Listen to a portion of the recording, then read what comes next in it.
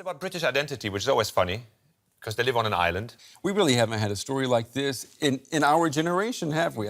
Someone is going to be crying this evening. You think so? In a few hours' time, we'll know the answer. I'm Brent Goff.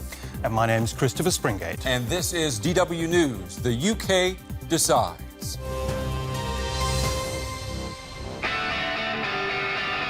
Should I stay or should I go? And joining us through the night will be our teams in London and Brussels, and we want to go to them now. The Leave camp stresses migration, and the Remain camp stresses the economics.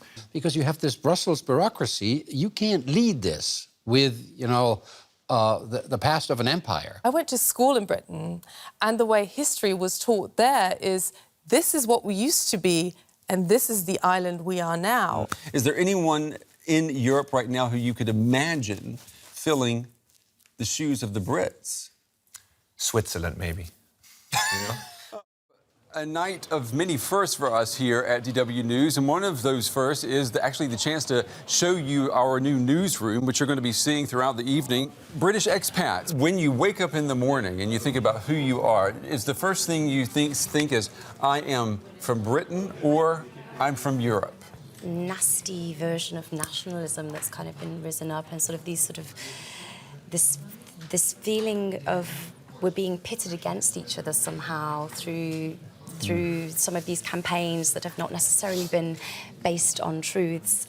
And again, I think it creates this very acute sense of confusion. I mean, do you agree with him? Well, I actually was going to disagree because... Please do. Home friends and family have felt that there's been a lot of negativity in the campaigns. Sean, I understand you support Remain, but not massively so. Now, what does that mean? The Leave campaign is now pulling slightly ahead. As it was more than 20 percentage points difference. It was an incredibly good result for the Leave camp in Sunderland. It's a question of whether economically it makes sense or not. But I don't think that that's what this has come down to. But that doesn't make sense, though. There's, 5% unemployment in the UK? Yeah. I mean, there's basically 0% unemployment, I'm not saying it makes right? sense. I'm not saying it makes sense at all. I just feel it's like kind of dirty exploitation of this crisis. The vote was on a knife edge for much of the night. Whatever comes of this, something has been broken. If one country leaves, let's say it happens, right, there's going to be a spot available for another one. This is not the Eurovision Song Contest, right? I mean, where Australia could join in. Exactly. Even, yeah. The United Kingdom has voted to leave the European Union. That's the outcome of the referendum held on Thursday. We've already heard in the programme, we're in uncharted territories here. We're going to see quite some dramatic losses. European financial markets brace themselves for losses. I just don't believe that the Prime Minister, unfortunately, can remain. He has invested his credibility. It's his decision to have this referendum, and he's lost it. Sovereignty, control, British scepticism that then found its scapegoat in Brussels. But, it's bad for Britain, and of course it's going to be bad for Europe. In the end, Leave took just short of 52% of the vote, with Remain on 48%. Well, half the country did not want to leave. Half the country wanted to remain. So the country is completely split.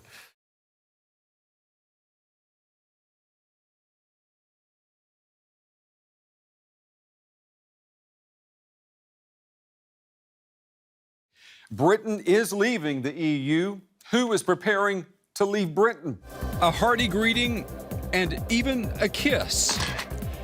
Brexit boss and UKIP leader Nigel Farage embraced by the European Commission head Jean-Claude Juncker. What in the world could these two men have to say to each other? We would soon find out. A chamber of lawmakers stunned into silence when they weren't heckling. The reason you're so angry has been perfectly clear from all the angry exchanges this morning. You, as a political project, are in denial. The United Kingdom will not be the last member state to leave the European Union.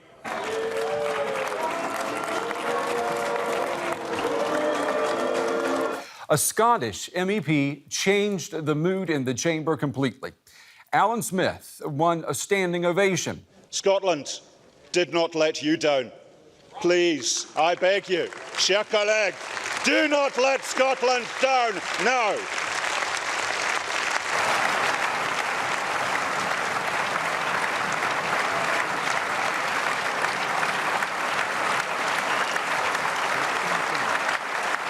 guten Abend. It's good to have you here on The Day. Did you today begin the declaration of Scottish independence?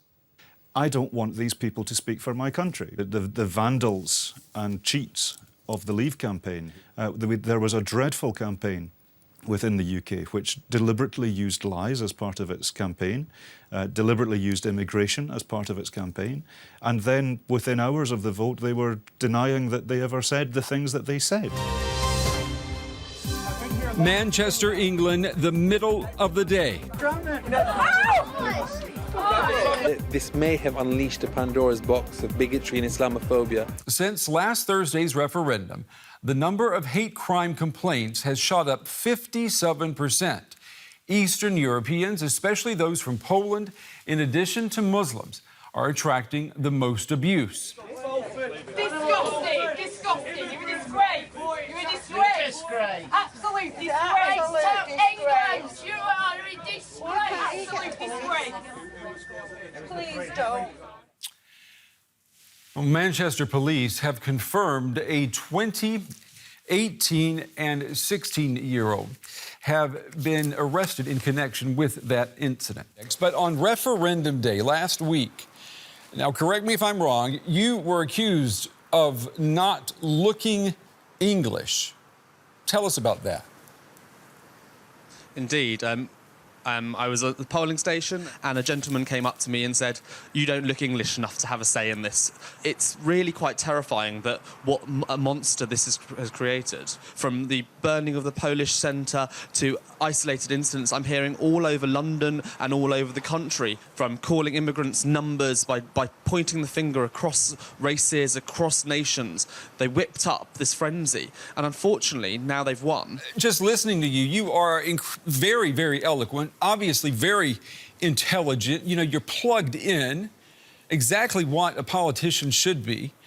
But where were you and where were the others like you 6 months ago? I mean, we've been covering this story now for a long time, and we've asked many times, where is the anti-Farage, the anti-Boris Johnson? We didn't have the leadership. We did everything we could on the ground, and I have bled, sweat and cried for this election. And believe me, a lot of my Labour colleagues have done the same. And I'm still a little bit in shock at this result. I still remain hopeful that something may emerge that may trigger an option to the British people that they may be willing to accept and change their minds.